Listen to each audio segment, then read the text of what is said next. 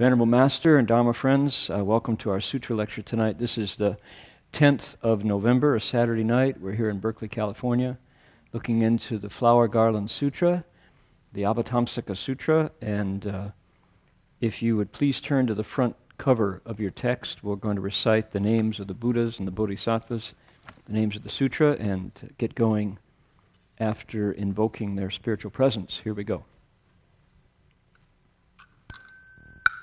Namo Dafang Guangpo Ayen Jing Ayen Highway Opusana Dafang Guangpo Ayen Jing Ayen Highway Opusana Dafang Guangpo Ayen Jing Ayen Highway Opusana Dafang Guangpo Jing Ayen Highway Opusana Dafang Guangpo Ayen Jing Ayen Highway Opusana Dafang Guangpo Ayen Jing Ayen Opusana Dafang Guangpo Ayen Jing Ayen Hai Opusana Mo Dafang Guangpo Ayen Jing Ayen Hai Opusana.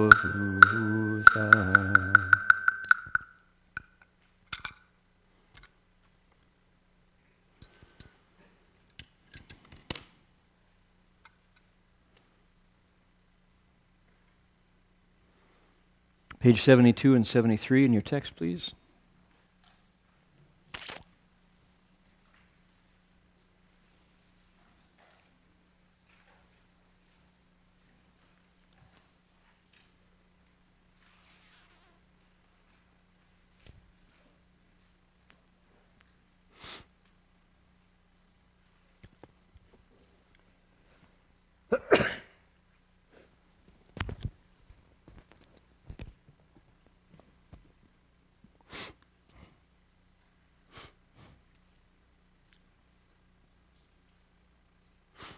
Okay, we're on the last two stanzas. There are only 4 on the page, and we're on number 3.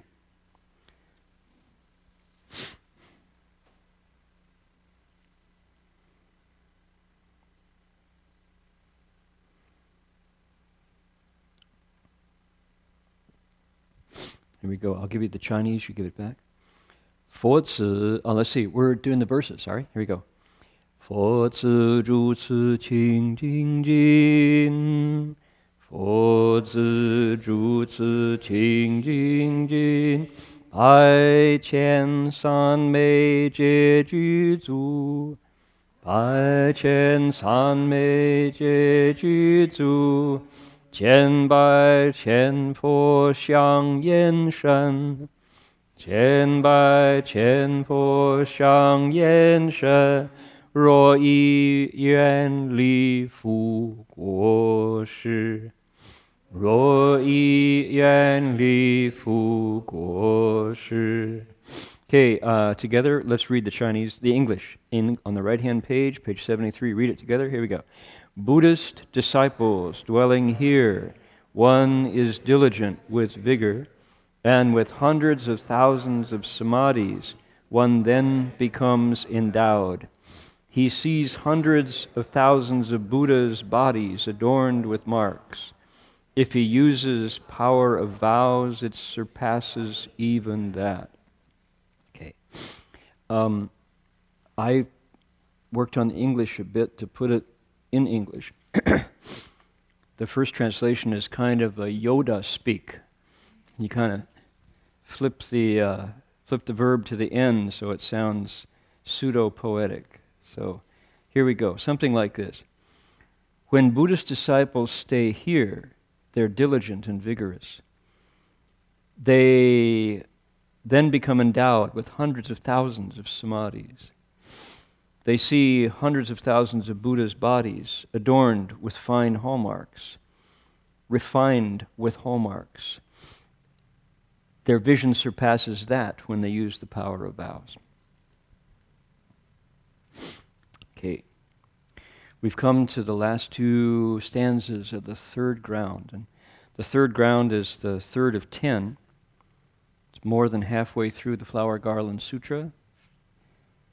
And we're talking about the Bodhisattva. This is an awakened being, somebody who is definitely the hero of this northern school of Buddhism. Bodhisattva is, the fascinating part about this text is you can trace back the humanity of this individual very directly.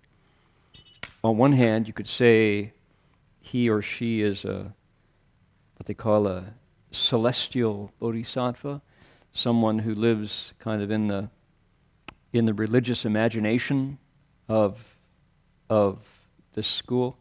On the other hand, that would, if you left it there, if the bodhisattva was somebody from long ago and far away, kind of a Tinkerbell or in the Peter Pan of sutras, kind of someone whose stories are reserved for bonfires on summer camps, then you've missed the point. In fact, this bodhisattva is used, the bodhisattva comes alive when you see him or her in the mirror in the morning, when you're shaving or brushing your teeth or checking your makeup. The purpose of the bodhisattva is to allow us to see ourselves in the generic outline of this figure. The bodhisattva is given to us kind of like, if you design a web page and you have the human face outlined with a question mark in it, kind of a placeholder. The bodhisattva is given to us as a generic figure so that you put your face in there.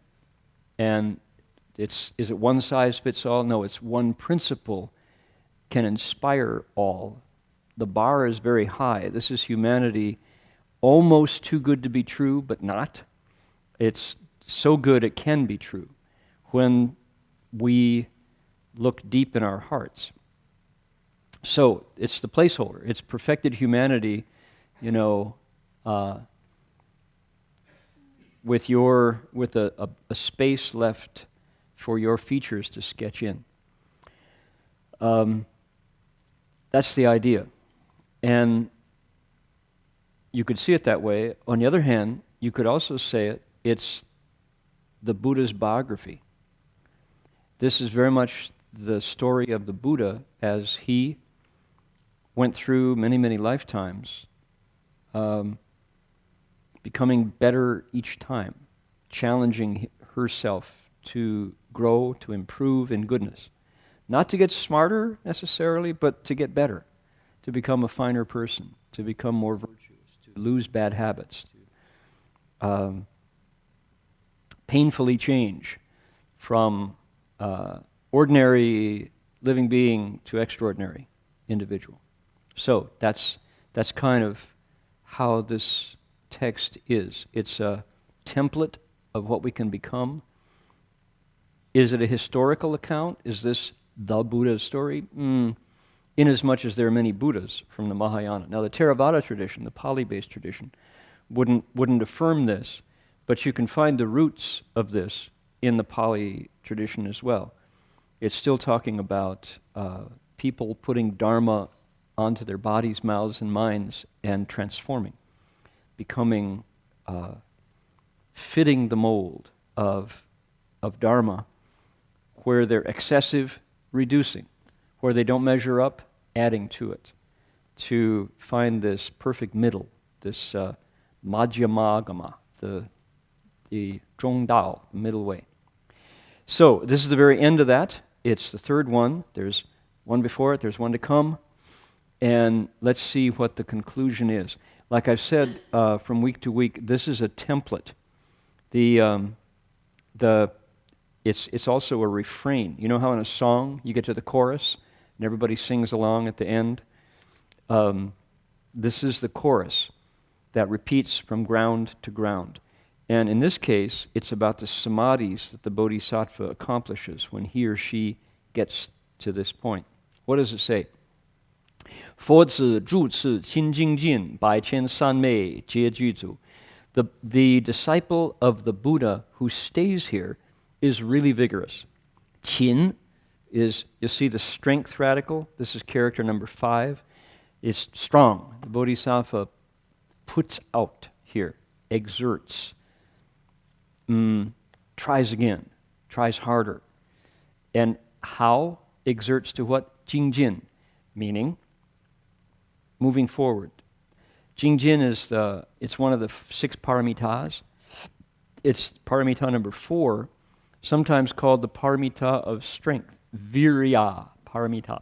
Virya is in Sanskrit, shares the root with the word virile, meaning strength, meaning having this kind of, the French call it force de frappe. It's the bang that the Bodhisattva has. And so it's the paramita, the perfection of strength. We have often translated it as vigorous, meaning not content to sit still, moving forward, taking it another step, turning the wheel one more time. The Bodhisattva, when he stays here, when she stays here, works hard, really tries to go beyond the ordinary, just the good enough, gets beyond good enough. And what happens? By Qian San Mei Jie Juzu, 100,000 San Mei, samadhis, concentration, Jie Juzu, is complete with, is replete with, has all of them. So what does that mean? It says that, and because this is one of those texts that returns every time, it says when the Bodhisattva gets to the third ground, there are, you might say, perks that come with that level of skill, which is your mind settles into samadhi. What is a samadhi?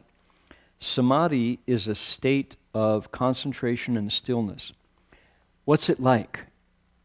Everybody who drove here, unless you're a beginning driver, knows about the driving samadhi.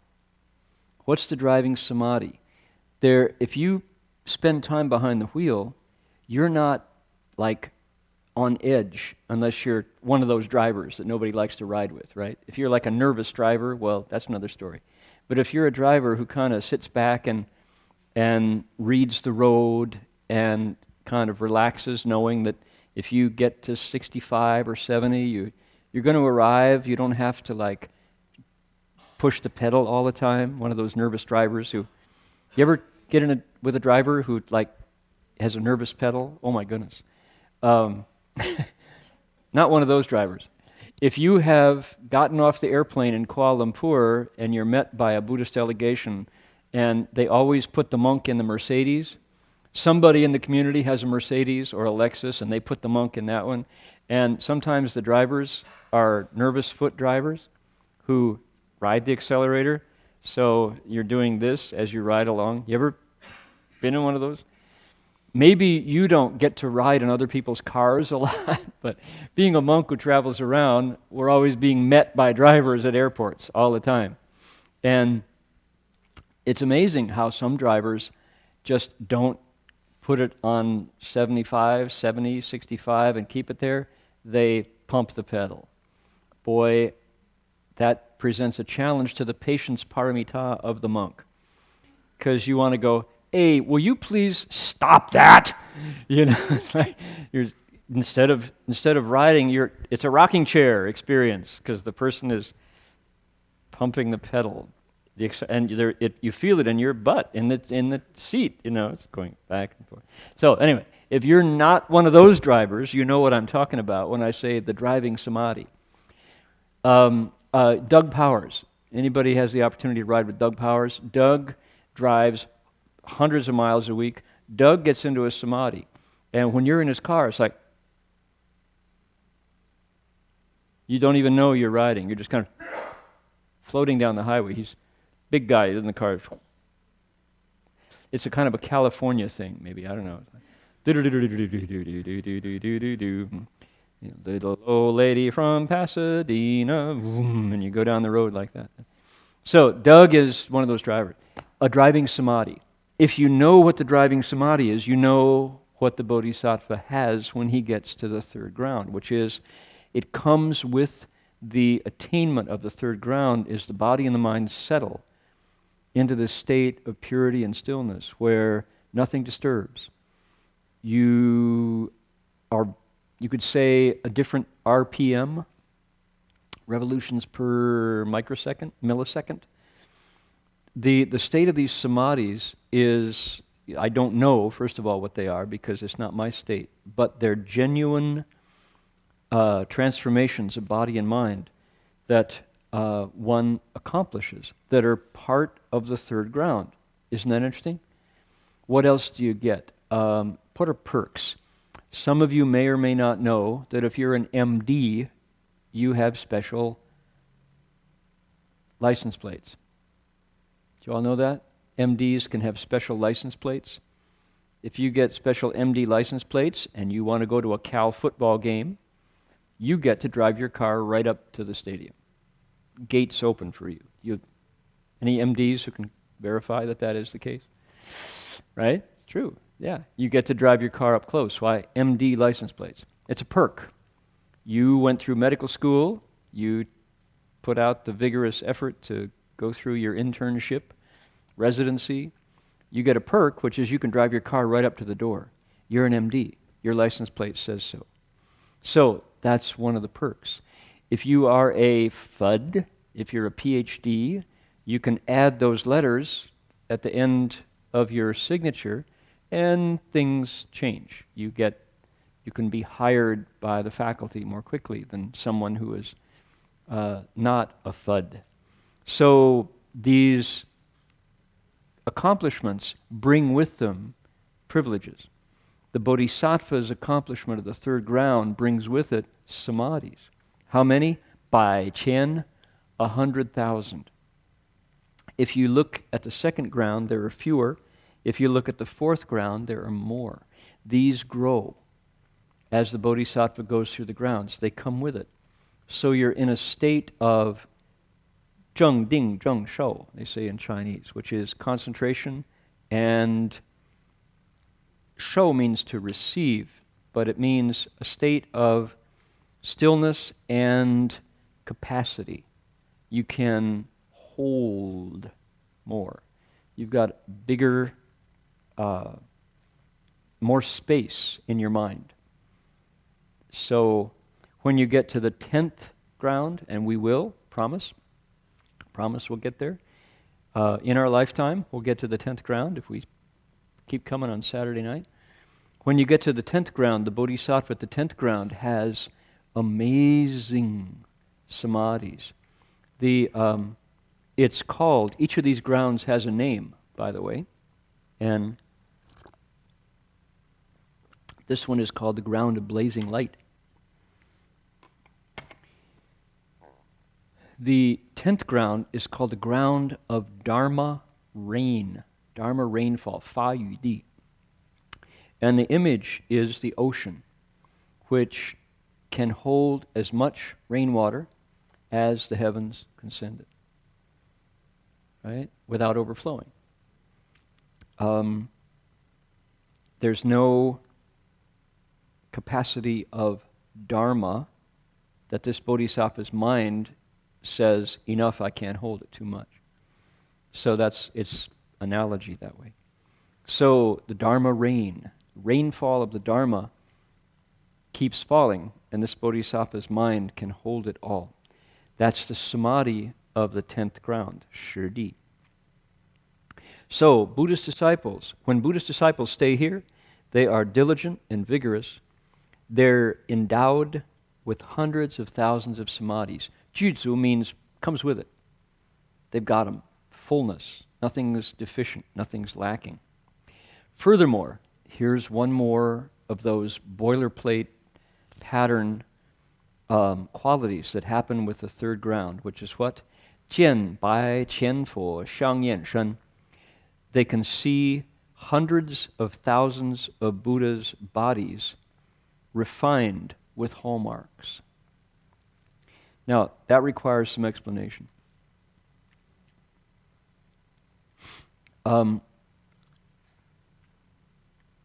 In this tradition, the Buddha's body gets a lot of attention. We talk about the Buddha's body a lot. And first of all, there's not just one. There are three bodies that happen, that occur when you become a Buddha. As soon as you realize Buddhahood, three bodies arise. You get three bodies that are all different. They function differently. One of those bodies is the one that you can see behind me. In fact, there's 5 Buddha's bodies on display. One is in stained glass. One is tall and standing there.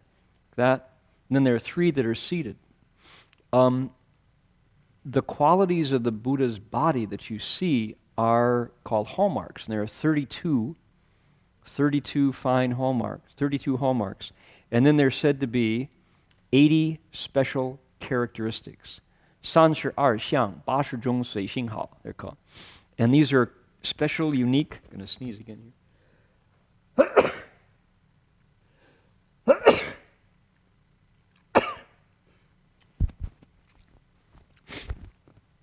It's the furnace. The realizing Buddhahood brings with it these qualities. And some of the qualities of the Buddha are golden colored skin. What else? 40 teeth, not the 32 that we have. 32 or 36?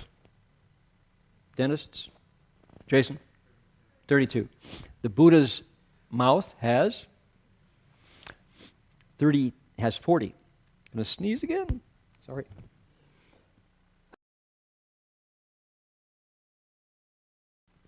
The furnace went off in sympathy.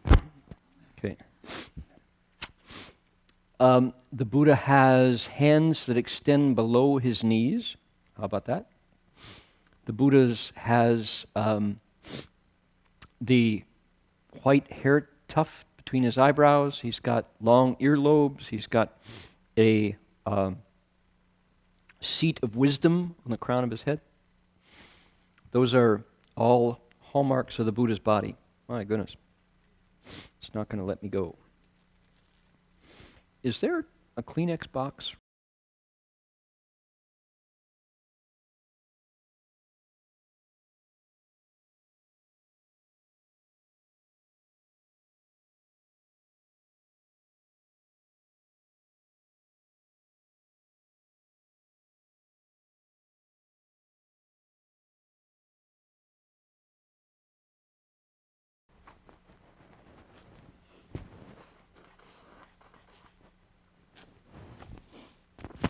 Change of weather.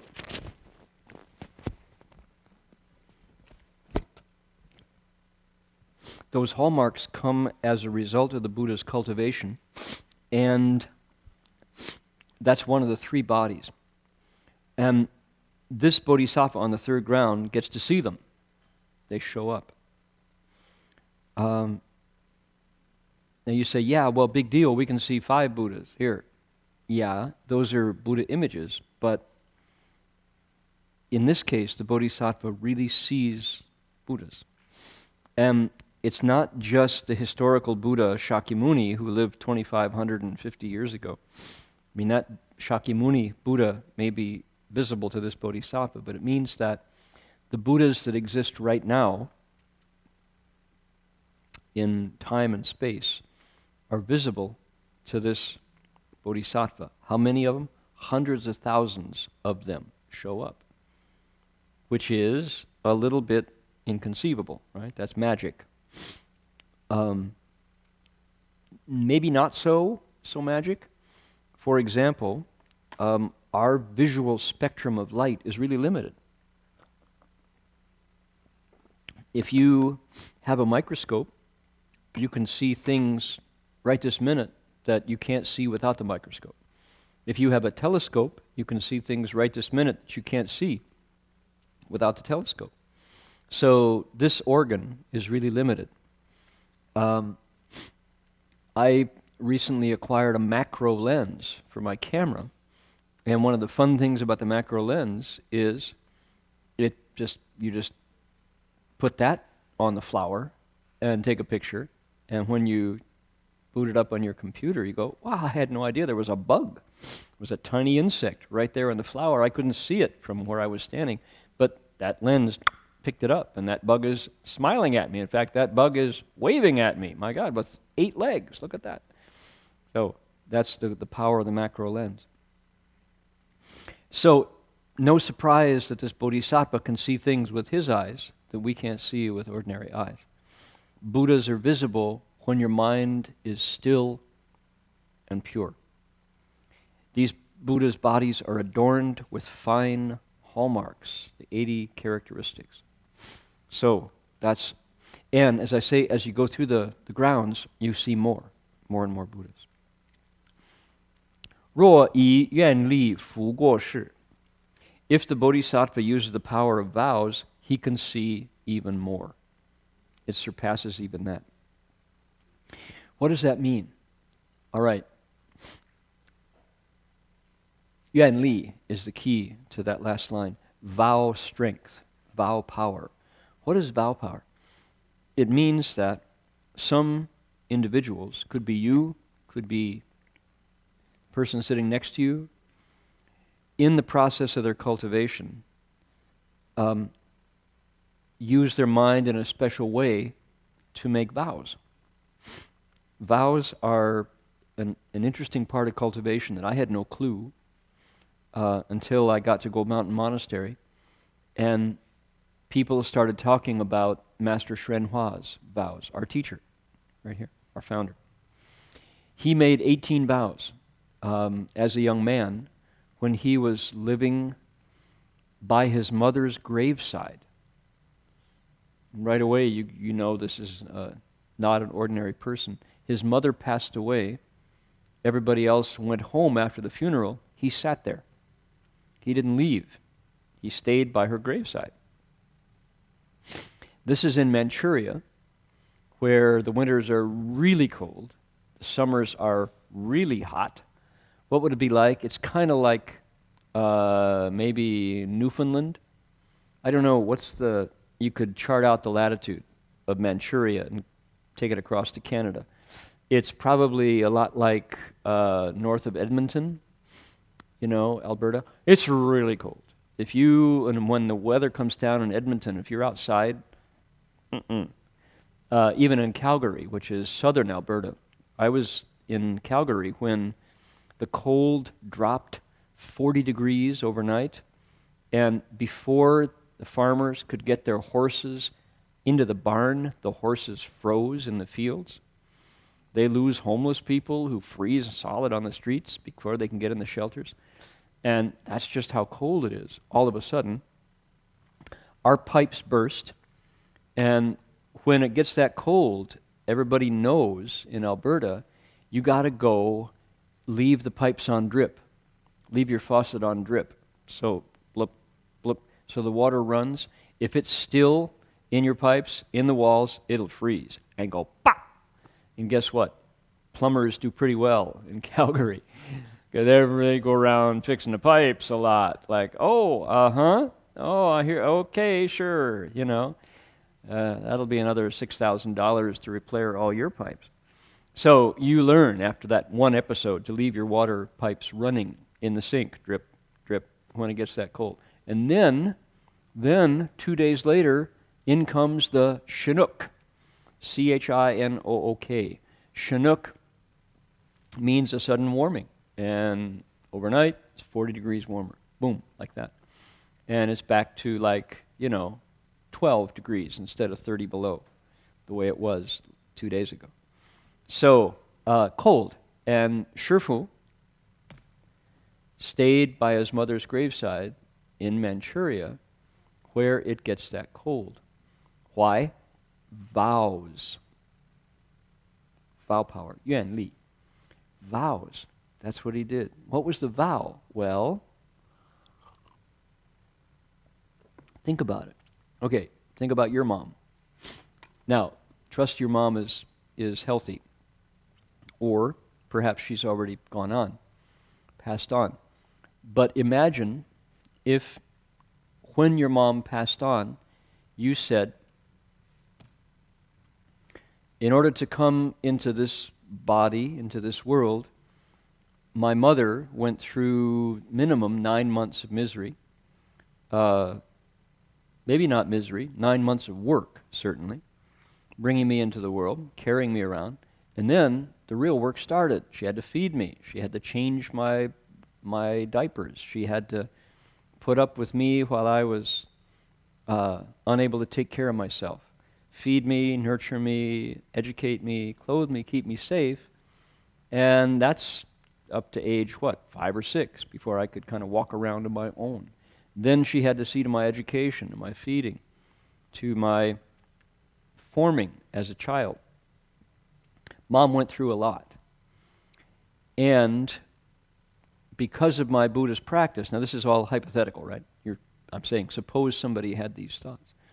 Because of my Buddhist practice, I know that coming through somebody's womb means you got a strong tie to that person who you know as who? Mom. You call her mom, well, she's actually another person like millions and billions of moms throughout the world, but this is my mom. How come I picked that woman to be born to? Well, because I have a connection to her. Now, if you can step aside from that first relationship of mom to daughter, mom to son, you think, I know how my mom behaved, which was she put me first. She definitely could have meditated a lot better if I hadn't come along, but she always put me first. Instead of sitting there, entering samadhi, being peaceful, she got up when I was crying and took care of me. My mother put her cultivation aside so that I could get my needs met. Wah! That was enough to move mom out of samadhi, right? To come and take care of me. Every time it was like that. She never didn't do that. She always did do that. Put me first. In other words, I am an obstacle to my mother's cultivation. Now, would she say that? Of course not. She would say, that's what I do. I am your mother. I love you. Duh, right? Mother's love. One of the strongest motivating forces in the universe. She would say, you don't. My mother would say, oh, I never thought of it that way. That sounds wrong to me. I'm your mother. Of course I did that. Don't even ask. That's the power of that bond. From the Buddhist point of view, she's attached to me, right? Yeah, that's good. Isn't that a good thing? That she didn't, ignore you when you were hungry and you take care, I'm meditating. Don't bother me. Mom wouldn't do that. All right. But from the Buddhist point of view, you're an obstacle to her cultivation. Okay? From the cultivator's description, obstacle. From the mother's description, natural love, what I'm supposed to do. My job as a mother, I don't see it as a problem at all. I want you to grow up. Every mother, human, non-human, would do the same. Okay, Master Hsuan Hua looked at his mother, I believe, I can't put words in his mouth, but I believe he said, I would really like to remove myself from my mother's duty list, duty roster, and tie up, quote, tie off, i.e., that is to say, finish, untie my tie to her so that I get out of her hair and she can get on with her cultivation. I would like to stop having to come through her womb and burden her with me as child, so I'm going to stay by her graveside and keep my prayers, my repayment of her. I'm going to keep investing in her bank account of virtue so that next time around, I won't come through her womb. She will be relieved of me if I can really pay it back. Isn't that funny? The math, you get that, like credit and debit, the zhang mu, right? The ledger of that. Why do we come to our moms? Well, I don't really know the answer except to say it's a debt. It's a deep tie that brings us to our mother. And definitely mother puts me, the child, first over her cultivation. Through the child's love for the mother, she can say, I want to get rid of that tie, to pay it back. So I'm going to stay by mother's graveside for the required, it's not entirely 3 years, it's more like, 20, how does it go, 30 months or something like that? 3 years would be 36, right? Apparently the filial debt is repaid in 30, classically. Any Confucians here? How does it go? 做孝子多少个年? It's 3, 36? I heard it was less. So, 3年, huh? Okay, check. I believe it was 30, I think, like 2.5 or something, classically. You could look at who 那个黄庭坚那个宋朝那个宰相. Yeah, check it out. Okay. I want to pay it back. So I'm going to put in 3 years minus a month or 2 of filial practice by my mother's grave, with the idea being I'm going to erase myself from her to-do list. I'm going to check myself off her to-do list. So next time, she won't have to bring me around. How interesting. It's like, first of all, to think that you could address that relationship is already interesting. Mostly we just think, yeah, it's my mom. I didn't ask to come. What do I owe you? That's like, I just came. I didn't ask to come. You owe it to me. That's kind of our American attitude, So the Chinese say, no, actually, there's something you can do. First of all, it's not a given that that's my mom. Second of all, I can do something about it. It's a kind of a transaction. And if I can repay the goodness through my prayers, through my transference as I sit beside her grave for 3 years, then maybe I can take myself off her list, give my mother a life free of me, the child, who is such a burden to her, so that she forgets to cultivate and takes care of me instead. How about that? What an amazing idea, right? That this is a transaction, and that we see each other again and again and again until that debt is repaid. That was a whole new idea to me when I first encountered what was called 孝子, filial children. Our teacher was one. His teachers were also filial children. Master Xu Yun, Empty Cloud, our teacher's teacher, the one with the long white beard, lived to be 120. His mother died in childbirth. So he very easily identified that his coming was her end. Had he not been born, she might have lived on.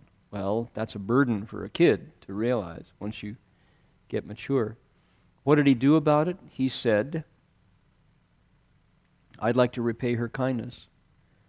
So he made a vow to bow across China, taking a full prostration every 3 steps, with the wish that doing difficult spiritual work would be done on her behalf.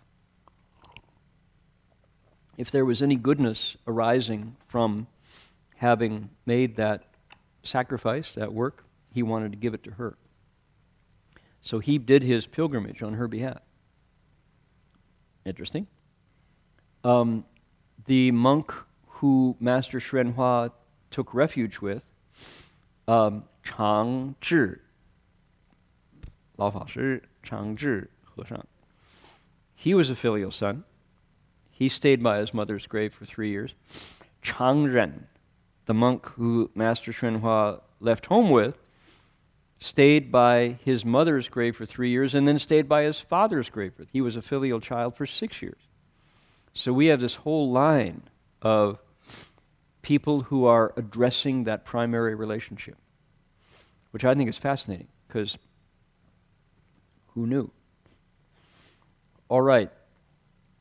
My father is buried in a cemetery overlooking the confluence of 2 rivers in Sherbrooke, Quebec. If I had sat by my father's grave in Sherbrooke, Quebec, I would have done time in a Quebec jail. I would have been arrested. Eh bien, qu'est-ce que c'est comme ça? Et puis, alors, on va maintenant? Non? Allez. So it's like, can't do that in Canada, in America. You go to Forest Lawn Cemetery and sit by a gravesite, and that's a quick trip to jail. You'll be arrested for trespassing, right? We don't get filial children in this country yet. Who knows? Maybe, what an idea. Go pick out a cemetery and sit beside, I'm being filial to my, no, you're not. You're disturbing the peace, Leave now or face arrest. Go to court, tried for being a filial child. Can you imagine? So, interesting. But in China, that was recognized and considered to be what? Awesome. Because why? You suffer, man. Master Hsuan put together a sorghum hut. Sorghum is like corn stalks. An A-frame. He lashed together A-frame, and he sat there in the snow. And then in Manchuria in the summer, it gets over 100 degrees. The weather there is raw. And when you look at his biography, as he talks about what went on as he sat by his mother's grave, he had wolves, of which there are plenty, come and test him out. He had insects come, test him out. Rats came, tested him out. And he sat there through all that time. And when people brought food, he ate. If they didn't bring food, he got his Visa card and went down to the Safeway and stocked up on the groceries. Not. No Visa, no Safeway, no groceries. He ate what people brought him. And there was one episode when it snowed so heavily, it was an ice storm, and the roads to get there were icy. 28 days, no food. He fasted for 28 days. And finally, this is in the early part of his observance. Somebody finally said, "Hey, I think the ice has been so bad. I think filial son Bai is still up there." Somebody went up to check and brought him food, and he said, "I've had a 28-day dream." He said, "Thank you for the food." 28 days, no food. So, tough. That's what you call what? Vow power. Yuan Li. The strength of his vows carried him through such, what some people would say, stupid devotion, right? What are you doing? I'm sitting here by my mother's grave so I don't have to be her son anymore. What? You're what? Right. Why? Because I love my mother so much I don't want to be her son anymore. Makes no sense unless you understand the thinking. The insight, the deep, profound insight into where relationships come from. In other words, the relationships that we take for granted all pretty much entail, first, certainly prior connections, but more importantly, debts. And debts can be debts of kindness. It doesn't have to be like a debt that you have to pay off with gritted teeth unwillingly. No. There are debts of kindness. And voluntarily, Master Hsuan made a vow to stay by his mother's grave to repay the kindness of her giving to him. It's like, whoa, what an interesting idea. And then, beyond that, guess what? He did it. He put the time in. And his teacher did it too. And his teacher. 3 different. Like, very interesting. All right. Why don't we have a system like that in this country? In this culture? One reason is our culture's pretty young.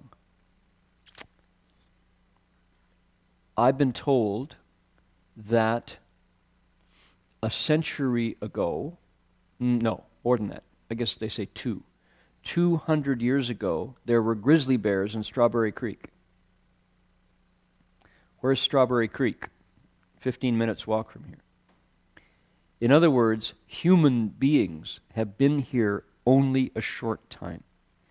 You are sitting in Berkeley, California's 6th oldest wooden structure, according to the count that somebody did at the Bancroft Library. People build their churches first when they settle a new place. This has been a religious structure since 1898. So that's 100 plus years. It's been a church. So if you go back another 100, you can say there certainly were not white people here or Asian people. There may have been native Californians, for sure there were.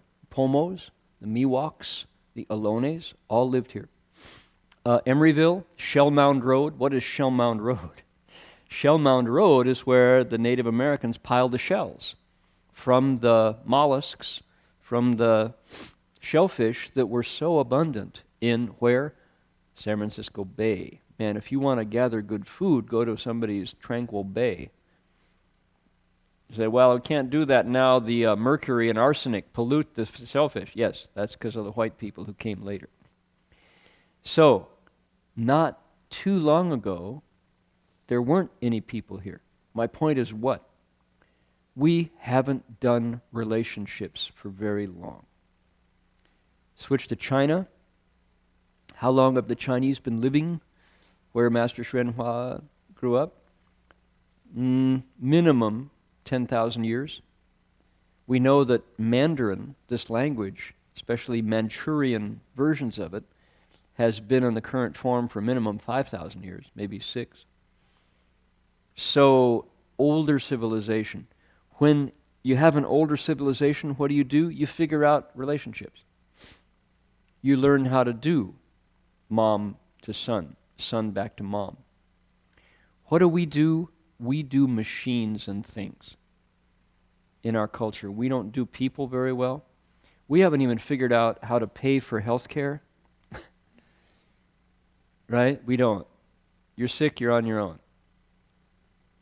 That's the way we do relationships. You're old, we might cut off your pension, depending on which party gets the vote. Funny, huh? We haven't figured that out. That people get old. That it's going to happen to me. So we don't do that. We do other things with our wealth. We do things with our wealth, not people. We haven't figured out relationships. So filial children, not there yet. Not able to figure that one through, think it through. It seems so obvious. Talk about a self-made man, self-made woman. No such thing, friends. There is no self-made man. Maybe transformation bodhisattvas, made from vow power. But you, guess what I am? I'm a mother-made man. Mom was there when I was born. She was there. She can tell you about it. You know, Dad was probably there too. Self-made man, get real. No such thing. We are all other-made beings. Pull yourself up by your own bootstraps? No matter what Mitt Romney would have told you had he won, what Paul Ryan is probably still telling him, that somehow we are other-made, self-made, not the case. Many, many, many, many, many, many conditions come together before we take shape, before we take form. The Buddhist view says what an educated person, educated in the best sense, what a human being does is addresses those conditions, keeps the energy flowing back. You don't consume it, you don't stash it, thinking that now that's yours, you flow it through. You repay the kindness. And what does that do? It ensures a continued flow of what are called blessings in the future. Right? So, what does the Bodhisattva with his or her vow power do? He, she ensures that more blessings go out than come in. Certainly he or she does not claim them and say, these are mine. They're in my bank account with my name on it in the Cayman Islands or in Switzerland. Mine, not yours. What that does is it shuts off the blessings. It ends the flow of energy. When you try to claim it, it's not yours to begin with. By owning it, and keeping it away from others, you stop that connection with the well. The Bodhisattva wants to empty out, wants to increase his or her ability to flow that energy through, giving more. So giving is the first practice of all Buddhas, the dana paramita. This is a fundamental truth of the Dharma. Okay, so if he or she uses the power of vows, you get to see more Buddhas, you experience more samadhis than the Bodhisattva who simply lets the power of the third ground change him. Okay? So, vows, which means you personally want to put your stamp on your practice and increase it, more things happen. So, interesting that the Bodhisattva has room here to use, to make it your own. Okay. That's just one of the qualities of the third ground. What are we talking about? Bodhisattvas. This is what this chapter tells you about. Didn't realize that that was a possibility. Last stanza, the third ground. Last 4 lines. Here we go. 一切众生普利益，彼诸菩萨眼上横。如是所有第三谛，我亦其意亦解释。一切众生普利益，彼诸菩萨最深恒。如是所有第三谛，我亦其意亦解释。Helping all beings everywhere. That Bodhisattva's excellent practices, all of which, like the entire teachings of the third ground, based on these doctrines, I've now explained in full. I retranslated the English into an attempt to make it real English. Helping all beings everywhere, that Bodhisattva's excellent practices, all of which exist, the entire teachings of the third ground, based on those doctrines, I've now explained in full. Okay.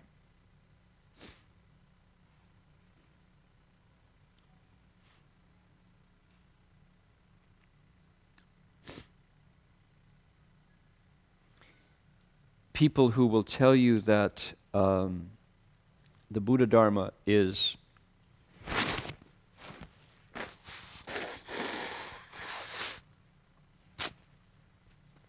obscure, mystical,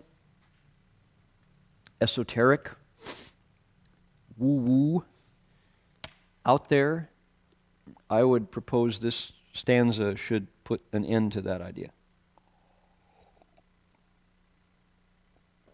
What does it say? Helping all beings everywhere.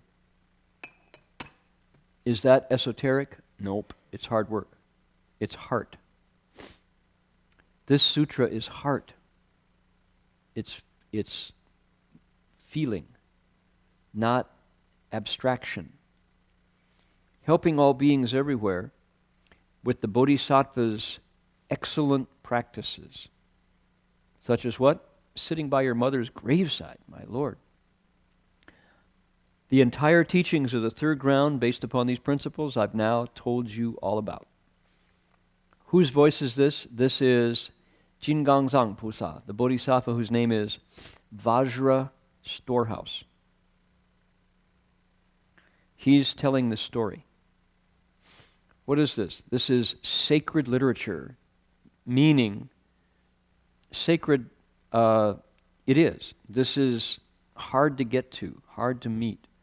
You have to prepare your mind to hear this, because otherwise it's just too good. How could people be this good, this altruistic? In fact, they are. This is rare stuff, to find a story about humanity that is this pure. Now, I want to point out something else. In these sutras, there's no bloodshed. You notice that? This is a human story. I mean, this is a narrative of real people doing real things. There's no bloodshed. There's no cruelty. There's no dishonesty. There's no revenge. All of that is not part of this text. And yet, it's a real human story with people doing real things. It's not like airy-fairy fairy tale. Even fairy tales have cruelty. The cruel stepmother, the wicked witch, the evil king, the deceitful moneylender or warlord, right? That's all not here, and yet it's not boring. It's not humdrum. Hollywood would tell you that if it doesn't bleed, nobody wants to read it. The news media would say if it's not sensational, it's buried in section C in the back. Okay, well, these spiritual classics survived 2,500 years, and you might say from lifetime after lifetime, world after world, without any bloodshed, without any sensation, because it's the principles of the nature. This is true seeing of how we are at our very deepest, without opinion about it, without controversy about it. Neat. Buddhist Sutras. This is the Buddha's vision of how things are before thought, before language. It's unmediated by language. So that's an interesting idea, right? Here's my experience with that. You can sit still and watch your mind get quieter and quieter until you get to a place where language stops popping up into your brain pan. And then at a certain point, your mind moves, pop, up comes an idea. You go, oh, hey, language is not a given. Thinking is not a given. There is a place before words and thought. And the mind functions just fine. It's completely alive. The six senses are still working really well, but it's not mediated by ideas. What an interesting notion. And at that point, you go, gee, language is just a convention. This is just something we agree on. It's not a given at all. Where's that door?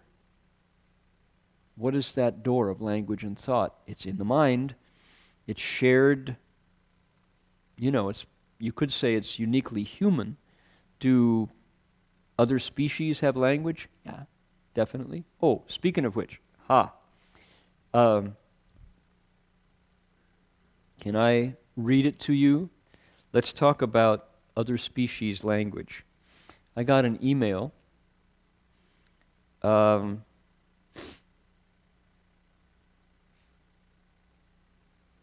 Am I going to read you that email? Yes, only if I can find it.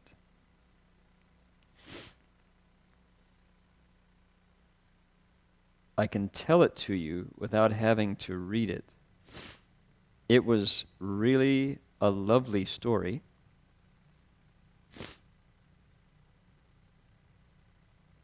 Let's see if I can find it.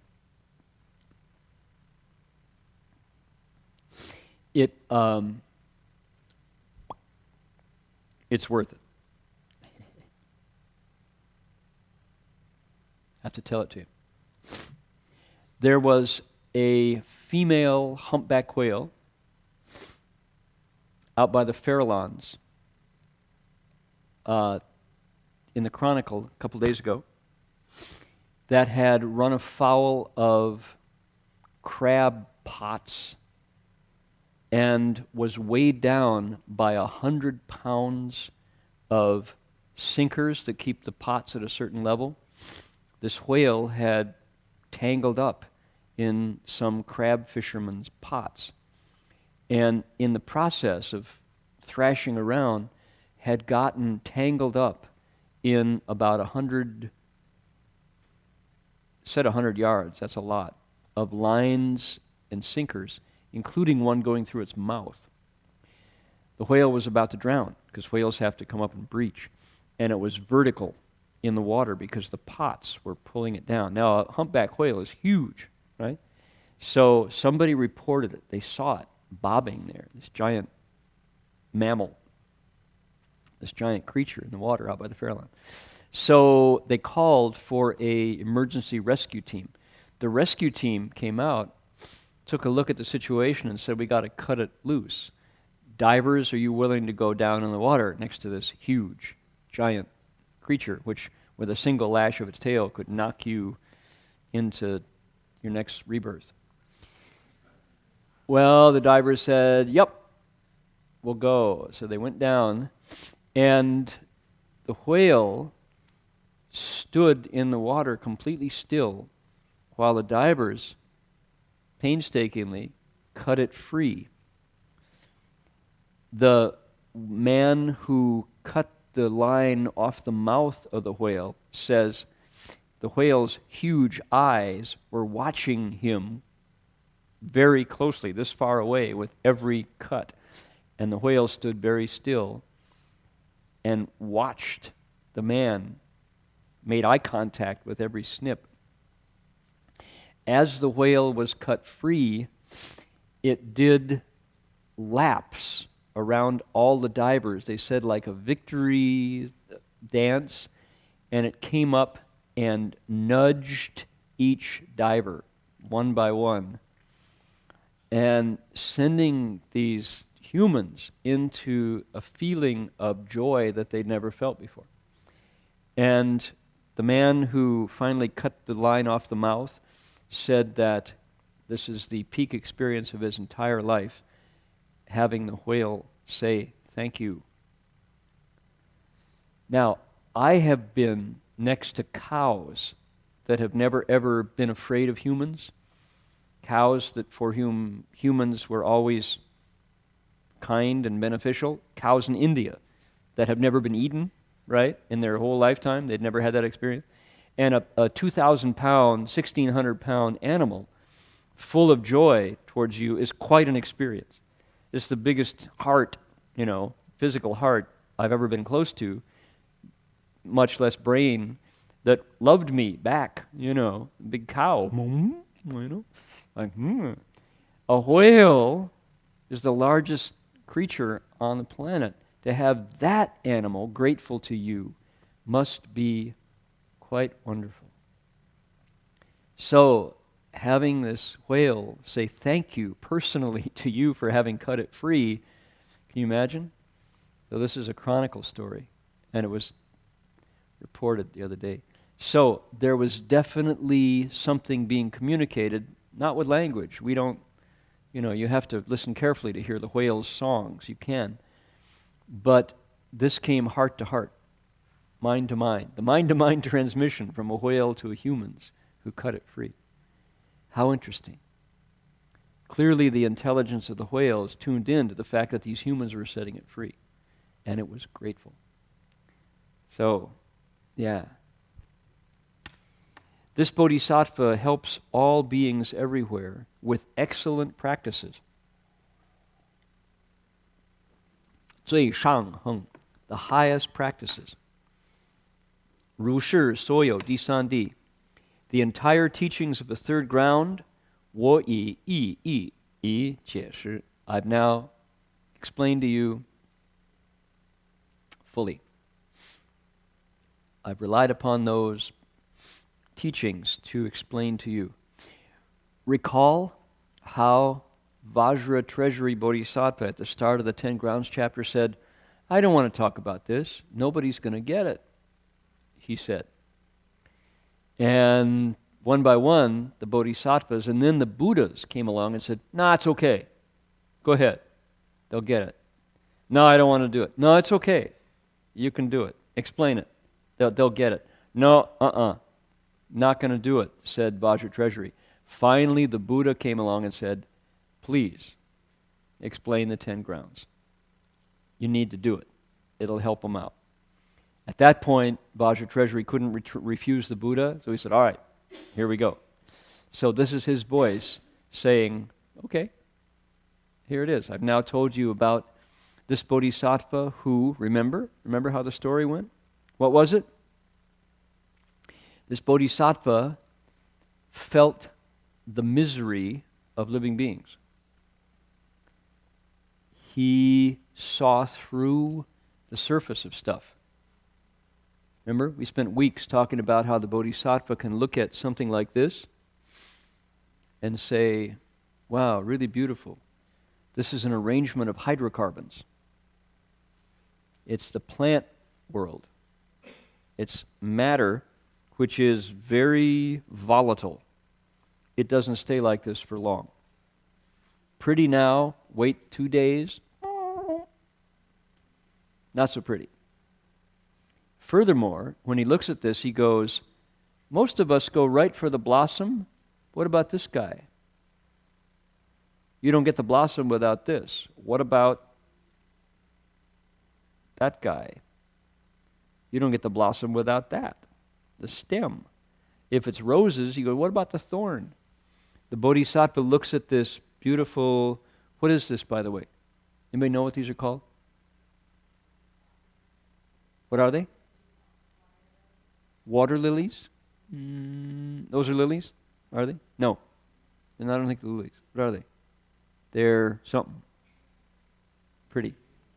They're called flowers, dummy. Yeah, flower. These flowers come from roots, right? Furthermore, they come from the ground around the roots. Furthermore, they come from the sun shining down. And these, we look at that beautiful pink-tipped white leopard print petal and go, how pretty, what a pretty flower. Not seeing all the universe of elements coming together temporarily to make flower.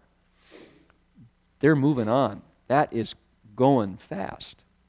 And the Bodhisattva would say, so are we. We see ourselves in the mirror, We are flowers. We're fading fast. A couple of decades, we change really quick. I looked at my transit of my horoscope the other day, and my natal Uranus is exactly square the transiting Uranus. What does it say that happens at that point? It says, you get old. That's the sign of age. From that point on, it's all downhill, like fast. Okay, getting old. So, the Bodhisattva looks at that and says what? He says, pain. Birth, old age, sickness, death. Living beings, we live on the surface of stuff. We don't look into the principles behind it, and we cling to the stuff we love, and we run from the stuff we hate, and guess what? It hurts when it changes, because it's changing really fast. And he wakes up to that, she wakes up to that, but he says, but the people I live with and care about don't wake up to that, and as a result, they hurt when it changes. I want to wake them up, he said. And then he said, how do I wake them up? And he went, aha, the Buddha Dharma is how I wake them up. Where am I going to learn it? I got to find teachers, he said. And so he sets out on a search for teachers. And each one of these grounds has a little vignette in it, a little playlet. And the vignette, the little story inside the story, in this case, is what the Bodhisattva will trade in exchange for the Dharma from a teacher. That was the vignette. And he says, somebody says, oh, you really want it? Yeah, I'll give anything in order to hear the Dharma. So, anything? Remember the old joke? Anything? Yeah, anything. Okay, so the voice says, will you throw your body into a pit of fire starting from the Brahma heavens in order to hear a single verse of Dharma? The Bodhisattva says, you bet. Show me the pit of fire, give me a ladder, I'm climbing up there and jumping in exchange for a verse of Dharma that will help living beings wake up. At that point, they say, you pass your test. Good for you. And he enters Samadhi for the first time. This is the third of 10. What does it correspond to? Patience. There is a way to match up the 10 grounds with the 10 paramitas. This is number 3, which is always Ren Ru, Bolo Mi. The first is what? Giving. Second is precepts. Third is patience. The fourth is vigor. Okay, this was where we learned about psychic powers. The Bodhisattva gets those at this stage. His or her mind is developing. His body is developing. His nature is developing. So this is the third one. And that's where we are. Coming up next is the fourth ground, the fourth stage, and we're going to dig into that starting next week. And anybody have questions or comments about what we've learned? We've been working on this for some while. We should start dating these when we started. We kind of just go free form, and it's been a long time on this third ground. Second ground before that. Fourth ground to come. We're going to have to, I don't know whether we're going to add to this booklet or start a new booklet to put it in people's hands, but that's the work of this coming week. So that by next week you'll have a whole new section to look at. Any questions or comments? Yes, sir. Michael. What did the master do when he was at his monastery? Because I imagine most of us would be kind of depressed and grieving, crying. I was wondering what he did and Master Shi. Yeah. So Michael's question was, what did Shifu do by his mother's grave? He imagines that most of us would be crying and weeping. And what did he do? What did Master Shuyan do? Short answer is I don't know, because there aren't detailed records. But I do know he meditated a lot. He sat still a lot. And, because that's hours and hours and hours and days and days and weeks and months and months. The seasons come and go. That's 3 Christmases, right? 3 birthdays. 3 summer, fall, winter, springs, sitting in the same place. I don't know if he grew food. I didn't hear that he ever grew a garden. I think he watched his mind a lot. And he said that that's where his meditative skill developed. There are stories about that time in his life. And one of the things that happened was, they say, that this is near the end of his stay there. The villagers, the local villagers, and I've been there. I've actually been to Ladinjan out in Manchuria. And I always had in my mind it was mountainous. It's not, it's flat. It's corn land. Grow really good corn there. Dongbei. And one night, the villagers saw fire lighting up the sky, and they all went running up the road to where he was sitting with buckets to put the fire out. And when they got there, they found Shifu sitting still in meditation. No fire. And they all went, "Where's the fire? Where's the fire?" He said, "Fire?" They said, "Yeah, we just saw the sky light up." He said, "Oh, no fire. Just me meditating." So, what was that? Don't know. Another thing he did was he took a leave for a short time in order to get his head shaved and become a monk. He took the novice precepts. I guess he took a day off or a short time. But that's how he became, when he, chujia, left home and became a monk at the end of his stay. So that's one thing. What do you suppose you would do? Probably... What kind of bandwidth do you suppose they had out there? Jerry?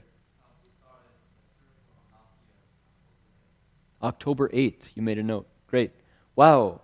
So a year and a month per ground. Uh-oh. 10 years from now, 7 more years. Yeah. Got to hurry up. Move faster. Yes, Yanni.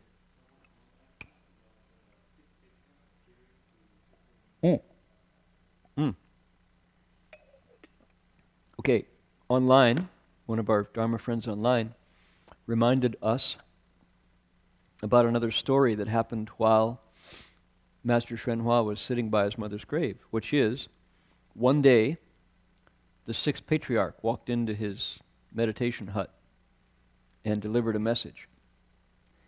And that's interesting until you remember that the sixth patriarch lived during the Tang dynasty in the, 8th century. So what was he doing, showing up? Well, you think, hallucination. He was dreaming. Maybe, you don't know. But chances are, it was really the sixth patriarch? How do you do that? So the sixth patriarch came into Master Hsuan hut and said, in the future, you will go to a country far away. I don't know if he said America. But you'll go to the West and teach many sentient beings, professors, laborers, men, women, students, elders. That's your future, to go to the West and speak Dharma. So that's one. He also made his vows at that time, the 18 vows that are the hallmark of Master Hsuan. He made them then. Lots of people came to take refuge, Guiyi, Shifu at that time, including non-humans, foxes, dragons, they say. So his reputation as an extraordinary monk was developed from that, because that's pretty awesome to sit there all that time. You get what's called Ding Li, samadhi strength, when you meditate that long under those difficult conditions. It's hard to do. It forges your resolve.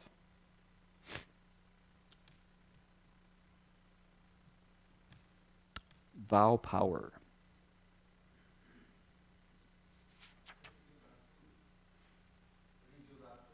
People brought him food. If they didn't bring it, he didn't eat. Yeah. So there's a resolve right there. Because, what are we? We get upset if we don't have sugar for our coffee, or the right kind of sugar. Got to drink it black if you like cream and sugar. Vice versa, you got to drink cream and sugar if you like it black. So, it's funny, huh? And yet, it's very easy to get used to what we like and not realize that it's all a gift. It's all blessings. The person to ask about this is Madalena. Tanguo Shi knows all the stories about that time, because she and her family were among the very first to hear about these once Shifu got to Hong Kong, 1949.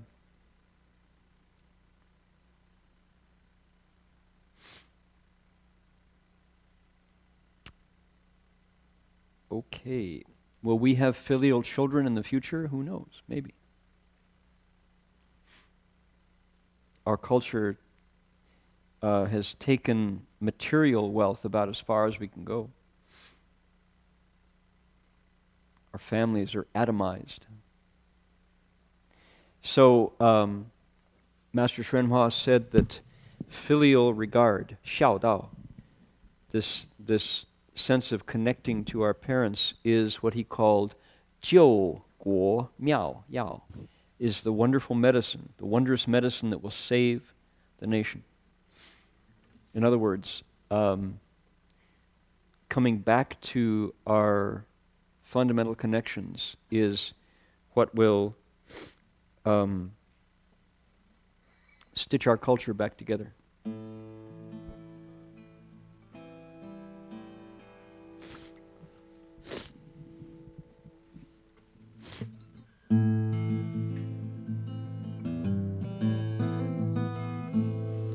I do know that when I see President Obama with his daughters and Mrs.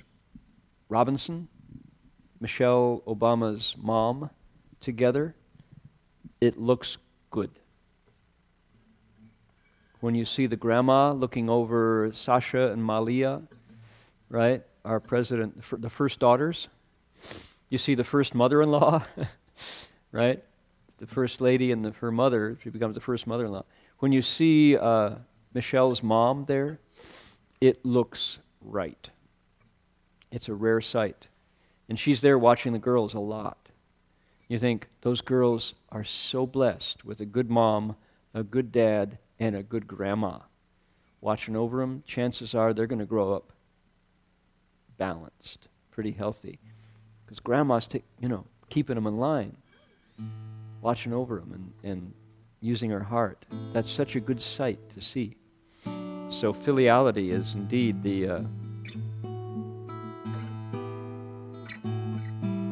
has a big job to do in keeping us healthy.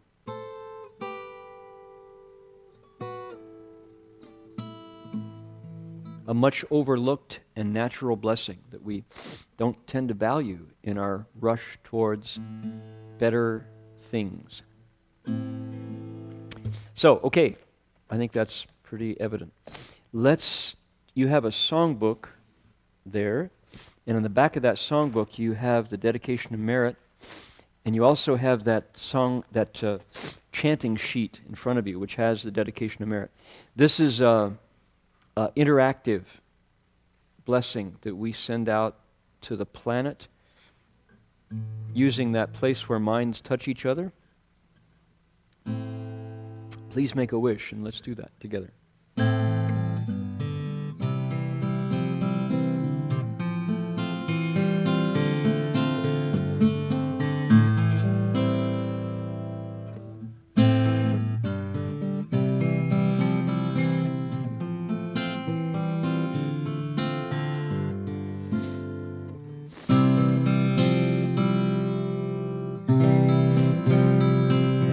Every living being, our minds as one and radiant with light, share the fruits of peace with hearts of goodness, luminous and bright. If people hear and see how hands and hearts can find in giving unity, may their minds awake to great compassion, wisdom, and to joy. May kindness find reward, may all who sorrow leave their grief and pain. May this boundless light break the darkness of their endless night. Because our hearts are one, this world of pain turns into paradise. May all become compassionate and wise. May all become compassionate and wise.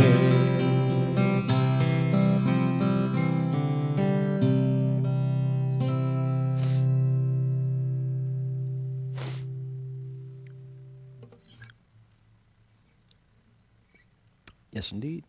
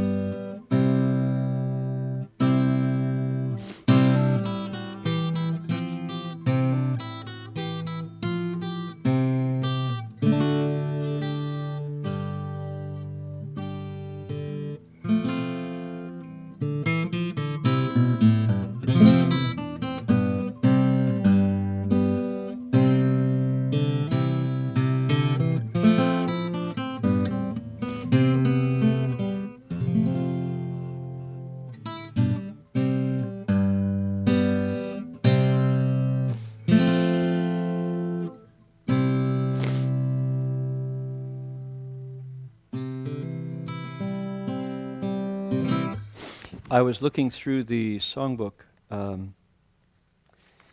There's a lot of songs that we have not put into voice for a while. I wonder if you were curious about some of them. Page 83.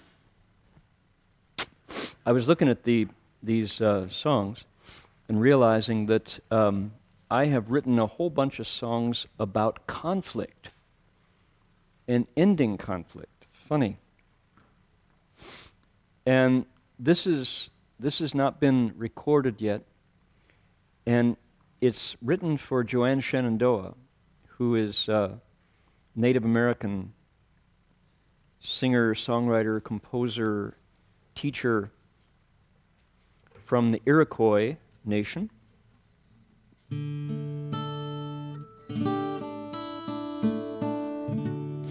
Joanne's latest is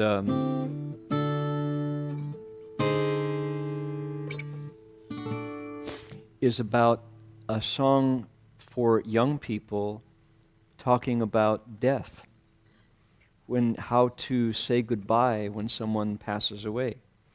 It's a very wonderful song, and she has a bunch of kids singing on it. How to gracefully let go, because her mom passed away. Maisie Shenandoah was the clan mother of the wolf clan of the Haudenosaunee, the people of the Longhouse, Iroquois. And it's a very beautiful song. It's available online right now. It's just released on YouTube. It's Joanne Shenandoah saying the song, I forget what it's called, Now That You're Gone or something, saying goodbye. Anyway, I wrote this song back in 2003 to kind of thinking about what I had learned from Joanne. And the idea is getting past tribal hatreds that are unexamined. We learn that that's the enemy. Those people who look like that, those people who talk like that, those people who eat like that. We know it's different than the way we do it, so it's got to be wrong. It's just different. They're just other, they're different, you know. And around that ignorance is a lot of suffering, a lot of grief, just unexamined hatreds and ignorance. But what does it take to get beyond that? It's in the culture. It's the way Grandpa did it. It's the way his grandpa did it. And we've hated them all along. And we know they're different. So this song was about how to get past that. And it takes an event, something like a marriage.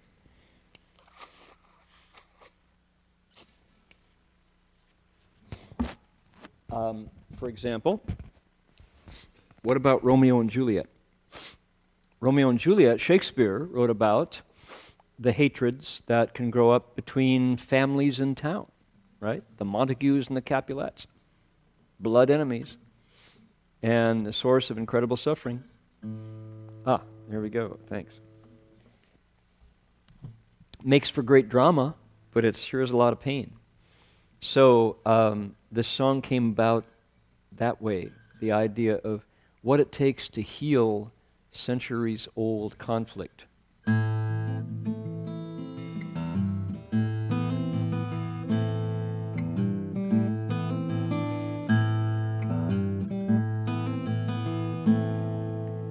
In the distant past, ancestors fought a war. The grievances flowed on from generations. The curses and the lies, the vengeance and the blood. Their children and their children learned the hatred.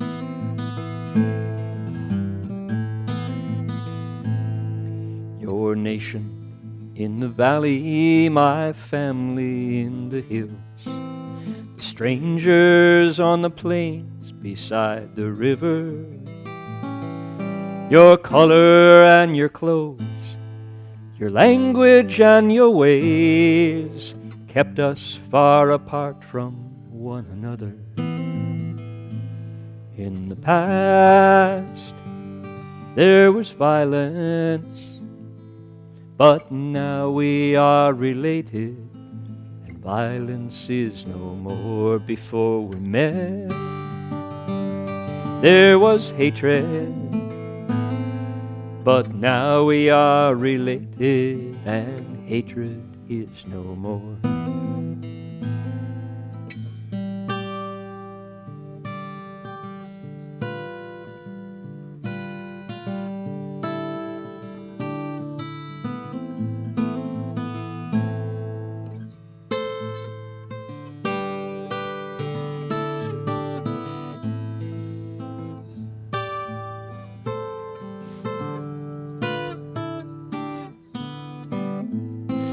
Working on that. Here we go. Then your daughter fair met my eldest son. Then I traded baskets for your silver. Then I saw you laughing. Then I heard your songs. Then we shared a meal beside the river.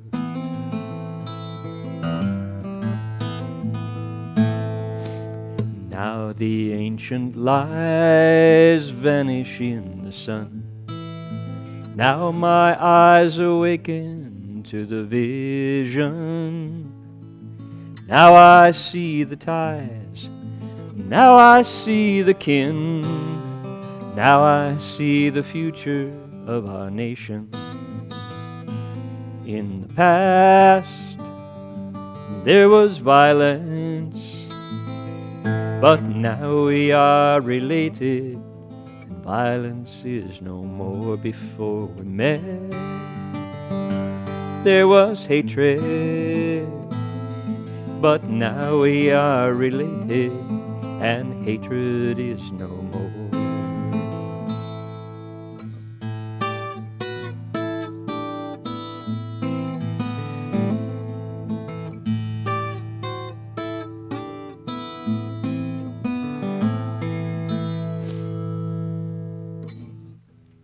So that was written for Joanne, and